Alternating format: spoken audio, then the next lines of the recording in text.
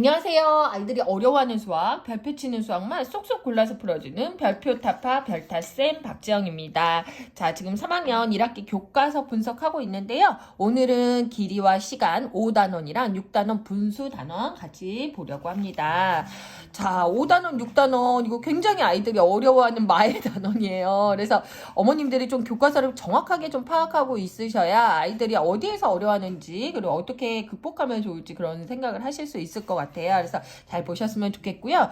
일단 5단원 길이와 시간이 어려워하는 이유가요. 사실은 아이들이 크기와 시간에 따라서 알맞은 단위가 필요하다는 그런 인식을 잘 못하게 돼요. 그래서 크기와 시간에 따라서 알맞은 단위가 필요해서 우리 그 알맞은 단위를 공부하는 거다라는 좀 학습의 의미에 대해서 좀 이야기를 해주시면 좋고, 그리고 아이들이 1m 정도까지는 어림이 그냥 하고 밀리미터나 센티미터 같은 경우는 눈 육안으로 보이잖아요. 근데 킬로미터 같은 경우는 아이들이 육안으로 확인하기 되게 어렵잖아요. 단위가 크니까. 그러면 실질적으로 요새는 이제는 핸드폰 어플이나 이런 것들이 굉장히 잘 나와 있잖아요. 그러면 킬로미터를 실질적으로 재보면은 걸으면서 우리 지금까지 걸은 게 1km야 이런 이야기를 해주시면 좋을 것 같아요. 그러면 우리 집에서 슈퍼까지가 한 1km 되는구나, 우리 집에서 슈퍼까지가 한 500m 되는구나 이런 이야기를 해주시고, 시간 같은 경우는 많이 어려워하는데 실질적으로 스마트폰으로 시계 많이 보기 때문에 더 어렵거든요. 그래서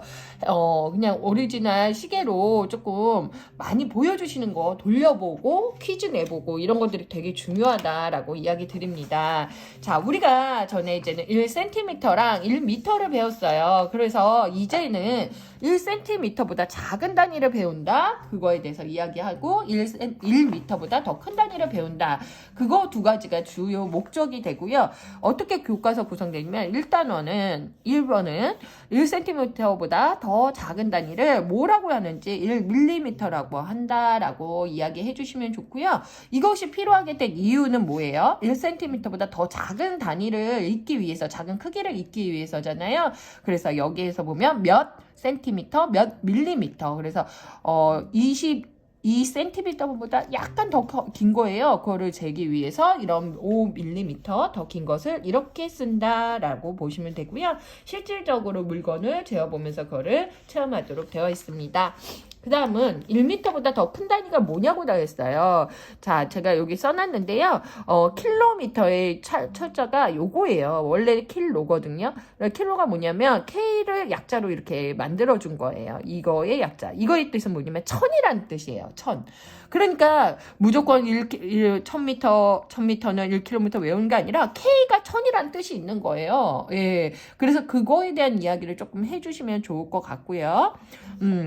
그래서 1m보다 큰 단위를 어떻게 읽는지 어떻게 쓰는지 되어 있고요. 이거는 크기가 1km가 크기가 얼만큼인지 이제는 나와 있어요. 그래서 여기 보시면 100m를 한 10번 정도 간 거 정도를 좀 이렇게 이야기해 주시면 좋을 것 같아요. 그 다음에 몇 킬로미터, 몇 미터라고 읽는다라고 보시면 돼요. 아까랑 교과서 흐름이 같죠. 그래서 그런 부분을 이야기를 같이 해주시고, 여기에서는 킬로미터나 미터의 사이의 관계들, 네, 이런 것들을 조금 같이 공부해 주시는 게 중요하다라고 이야기 드립니다. 자, 그 다음 길이와 거리를 어림하는 방법을 배워요. 그래서 어림하고 재어보는 거, 내가 예상한 거랑 맞는지. 그래서 1cm가 5번쯤이면 약 뭐라고 해요? 약이라는 말을 써가지고 5cm라고 한다라고 이야기해 주시면 좋을 것 같아요. 자, 그 다음에 알맞은 단위를 고르는 거 있죠? 단위 크기를 생각해서 어떤 단위를 선택할지를 이제는 아이가 생각을 하는 거죠. 단위 크기를 생각하여 알맞은 단위를 이제는 하게 되는데, 아이들이랑 조금 나의 팔 길이가 얼만큼인지, 한 뼘의 길이가 얼만큼인지 예상하고 한번 재보면 더 좋을 것 같아요. 그 다음은 이제는 거리를 어림하는 방법이 나와요. 그래서 거리를 여기가 500m라면 약 1500m, 1km 500m 떨어진 곳이 어딜지, 네, 그런 거에 대한 예상하는 문제 될 거죠. 이거는 여기에서 한 3배쯤 된다, 그죠? 여기에서 2배쯤 된다, 이러면서 2배, 3배 이런 것들을 이야기하고 아이들랑 이야기하면 좋겠고요. 여기서 조금 어렵지만은 교과서에는 안 나와 있지만 좀 같이 첨예해 주시면 좋을 게 만약에 거리랑 시간의 관계를 조금 이야기를 하면 좋을 것 같아요. 그래서 이만큼은 약 500m를 만약에 1시간에 간다. 이건 말도 안 되지만, 네, 1시간에 약 500m를 간다. 그러면 그 500m 가는 빠르기를 일정하게 하면은 이만큼 가면 얼마큼 걸리겠니? 이만큼 가면 얼마큼 걸리겠니? 이런 시간을 조금 이야기를 해주셔야 나중에 좀 응용 문제나 이런 걸 어려워하지 않거든요. 그래서 그런 부분을 좀 같이 이야기해 주시면 좋을 것 같고요. 자, 이번에는 이제 시간으로 넘어가서 우리가 1분을 배웠잖아요. 그거보다 더 작은 단위를 배우는 거예요. 교과서 흐름이 거의 같아요. 그죠? 그거를 초라고 부른다. 그죠? 그래서 초바늘이 가리키는 시각에 대해서 네, 이야기를 합니다. 근데 여기서 어머님들이 조금 정확하게 하나 더 짚어주실 게 시각과 시간의 차이예요. 네, 시각은 어떤 시간의 한때죠. 그래서 그리고 시간은 시각과 시각의 사이 간. 네, 사이 간자잖아요. 그래서 시각이랑 시간이라는 말을 조금 이렇게 분리해서 해주시고 그 말을 이해 못한 친구도 많이 있거든요. 배웠는데도. 그래서 그런 얘기를 한번 해주시면 될 것 같아요. 그래서 초바늘은 가장 긴 바늘이고 한 바퀴를 도는데 60초가 걸린다라고 이야기해 주시면 좋을 것 같아요. 그래서 초바늘이 가리키는 시각에 대해서 한번 좀 읽어보면 좋을 것 같고요. 그리고 여기에서는 분과 초, 시각을 읽는 방법에 대해서 나와 있고 시계의 긴 바늘과 초바늘에 대해서 이야기를 해주시면서 초바늘이 한 바퀴를 도는 동안 긴 바늘의 작은 눈금이 한 칸을 움직인다라는 이야기 해주시면 좋을 것 같아요. 그죠? 그래서 그런 부분을 이야기해 주시면 되고 분과 초를 이렇게 나타내는 부분 네, 아이들이 조금 어려워하는 부분인데요. 이거는 60초가 몇 번? 2번이야. 이런 것도 이야기해 주시면 좋을 것 같아요. 그리고 자, 어떻게 시간을 더하고 빼는지 그거에 대한 이야기가 나오는데요. 사실은 시간을 덧셈으로 계산하는 방법이잖아요. 시간의 덧셈을 하는 방법이 여러 가지가 있어요. 각 단위에 맞춰서 이런 식으로 세로셈으로 하는 방법이 있죠. 그리고 시는 시끼리, 분은 분끼리, 초는 초끼리 이렇게 계산을 하는 것도 되게 좋은 방법이에요. 그죠? 그리고 60초는 1분, 60분은 1시간을 이용해서 받아 올림 하는 것도 있고요. 그래서 여러 가지 종류가 있다는 거 이야기해 주시면 좋을 것 같고 자, 받아 올림이 없는 시간의 덧셈에 대해서 여기는 나오죠. 그리고 여기는 받아 올림이 여기는 내림이 없는 시간의 뺄셈에 대해서도 지금 잠깐 나왔어요. 그래서 아이들이랑 이제는 이런 거에 받아 올림, 내림에 대해서 좀 연산을 어려워하는 친구도 있고 그런데 그런 부분을 조금 연습을 좀 많이 시켜주셔야지 좋을 것 같아요. 그래서 이 영상은 제가 좀 많이 찍었거든요. 그러니까는 제가 영상 올려드릴게요. 아이들이랑 한번 같이 보시면서 교과서 분석하시면 좋을 것 같습니다. 자, 그 다음 여기가 이제는 시간의 덧셈 어떻게 더하고 어떻게 빼는지 그거에 대해서 이야기 나와 있는 거죠. 네, 그래서 요거는 저랑 같이 영상 같이 보시면 좋을 것 같아요. 그래서 여기는 받아 올림이 있는 뺄셈이랑 받아 내림이 있는 뺄셈 이런 것들이 다 같이 나오게 되거든요. 그래서 이런 부분을 좀 아이들이랑 풀어주시면 좋을 것 같아요. 자, 자세한 내용은 제 영상에 있으니까 한번 보시면 좋을 것 같고요. 그 다음 우리가 이제 나오는 부분이 뭐냐면요. 분수예요. 네. 분수가 사실은, 분수와 소수. 자, 그래서 1보다 작은 수를 어떻게 나타낼 수 있는지 보시면 되는데요. 여기 분수라는 말은 수를 나눴다는 거예요. 나눌 분자예요. 제가 분수 영상은 시리즈로 굉장히 많이 올렸는데요. 분수는 1, 2, 3이 나타내지 못하는 양을 나타내는 거고, 그리고 소수도 분수와 같이 마찬가지로 1, 2, 3으로 딱 나타내지 못하는 그런 양을 나타내기 위해서 쓴 거예요. 그 의미를 좀 알려주시고 이 문제를 풀어보시면 좋을 것 같아요. 그죠? 그래서 분수의 뜻이 뭐예요? 똑같이 나누었다는 뜻이거든요. 그래서 똑같이 나누는 방법이 여러 가지가 있다는 거, 네, 그렇게 봐주시면 좋을 것 같아요. 그래서 여기는 이제 여러 가지 나누는 방법이 있고, 이거는 똑같이 넷으로 나누는 부분.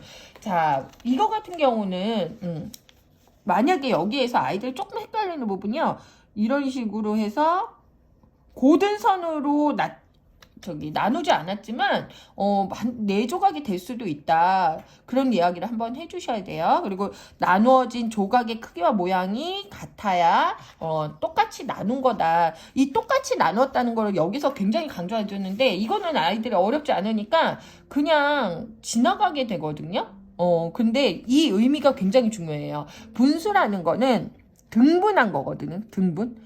나눗셈도 마찬가지지만 같을 등 나눌 뿐 그래도 같은 양으로 나눴다는 거예요.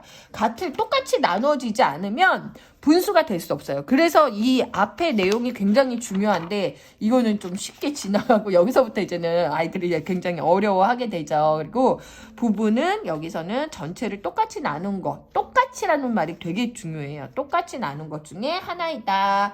네, 그래서 둘로 나눈 것 중에 하나. 네, 그래서 얘를 어떻게 읽는다? 네, 2분의 1이거든요. 근데 여기를 등분의 1이라고 원래 했었어요.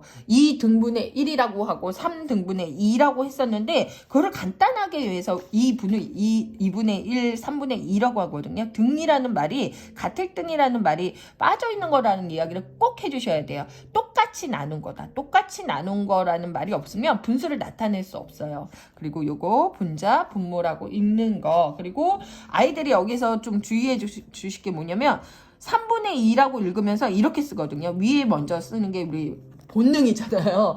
그렇지 않고 읽는 순서대로 3분의 2.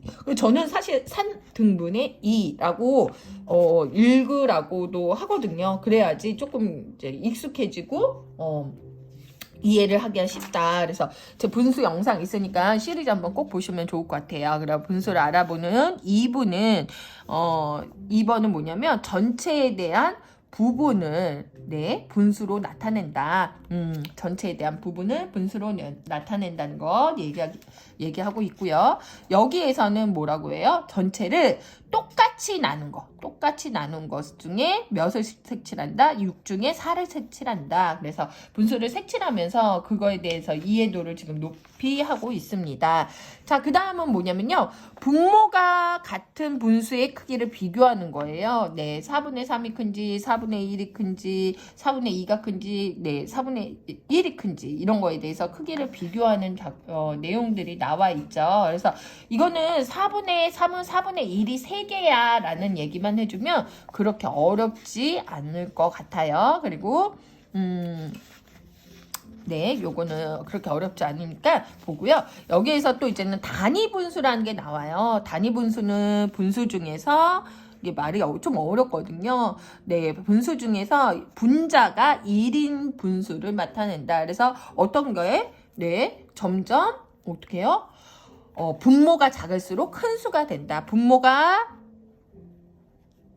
작죠? 제일 작은데 이게 가장 큰 수가 된다는 거를 그림을 조금 색칠해 가면서 자연스럽게 익혔으면 좋겠고 이렇게 했는데도 아이들이 좀 나중에 까먹는 경우가 많아요. 그러면 이거는 하나를 5명이서 나눈 거죠? 하나를 2명이서 나눈 거예요. 그럼 넌 뭐 먹을래? 도넛을 2명이서 나눠 먹을래? 5명이서 나누어 먹을래? 이러면 아이들이 조금 더 쉽게 이해하는 것 같아요. 그래서 단위 분수에 대해서 이야기 한번 해주시면 좋을 것 같고 그 다음 이제 소수가 나왔어요. 그러니까 아까는 길이 그 다음 시간 나왔죠. 여긴 분수 나왔죠. 소수 나왔죠. 사실은 조금 단원을 같은 내용이긴 하지만 좀 나눠 놓았으면 어땠을까 이런 생각도 드는데 왜냐면 아이들이 좀 많이 어려워요. 근데 분수랑 소수를 같이 묶어서 생각하면 훨씬 더 수월하기 때문에 이제 같이 나온 거거든요. 자, 이런 것들을 0.1, 0.2 이런 거를 소수라고 하고 소수점을 이렇게 찍는다는 내용이 나와 있고요. 이거는 분수랑 제가 꼭 같이 묶어서 이야기해 주시는 게 좋다라고 이야기 드렸어요. 그죠? 그래서 이제는 소수에 대해서 이제 여러 내용들이 나와 있죠. 그래서 소수를 알아볼까요? 해가지고 2번이 나왔어요. 이거는 이제 뭐에 대해서 나오냐면 자연수와 소수의 관계에 대해서 나왔어요. 자연수, 소수의 관계에 대해서 나와 있고요. 여기 0.1이 10개면 1이 되고 0.1이 45면 4.5가 되고 이런 부분이 나와 있어요. 그래서 이런 부분을 같이 좀 읽어주시고 같이 공부해 주시면 좋을 것 같아요. 그 다음은 이제는 소수의 길이 재기 길이를 여기도 길이가 나오죠. 길이를 소수로 표현하는 방법들이 나왔어요. 그래서 길이를 소수로 표현하는 방법을 모르면 여기를 지금 잘 봐야 되는 거죠. 그 다음에 이제는 소수의 크기를 비교하는 거. 그래서 자연수가 이거는 없는 경우, 자연수 부분이 0인 경우, 그리고 이거는 자연수가 같은 경우 한 번 또 나와요. 자연수가 같은 경우 하나 있고, 그 다음에는 뭐예요? 자연수 부분이 다른 거예요. 자연수 부분이 다른 부분 나와 있어요. 그래서 나중에는 요거를 좀 수직선으로도 공부하면 훨씬 좀 도움이 많이 된다라고 이야기 드리고요. 사실은 여기에서 이제는 소수에서 수카드 만들고 이러면서도 많이 어려워해요. 그래서 제 영상 보시면서 좀 많이 도움 되셨으면 좋겠습니다. 자, 별표 타파.